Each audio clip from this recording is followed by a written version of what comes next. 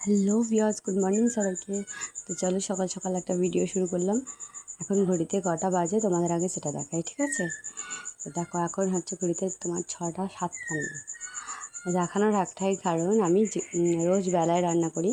তো আজ হয়তো কোনো কারণে এত সকালবেলা আমার রান্না অর্ধেক হয়েই গেছে, ঠিক আছে? এখানে করলা ভাজা হচ্ছে, ভাত হচ্ছে, আর ওদিকে অর্ধেক ভাজাভাজি হয়ে গেছে, পটল ভাজা, আলু ভাজা, এগুলো সব হয়ে গেছে।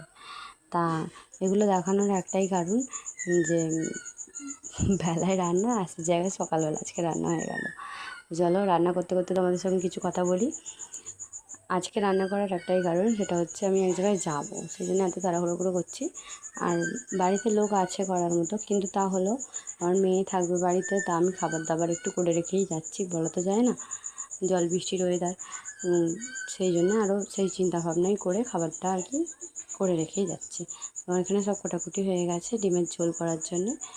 আর ওই যে ওয়েদারটা দেখো, এখন 7টা বাজে, কিন্তু যেন মনে হবে কত আর কি সেরকম আর কি সকাল হয়নি। আর মেয়ে আর বাবা দুজনে এখনও ঘুমাচ্ছে। আমার আপাতত সকালবেলা ঠাকুর সেবা দিয়ে তারপরে রান্নাঘরে ঢুকেছি, ঠিক আছে?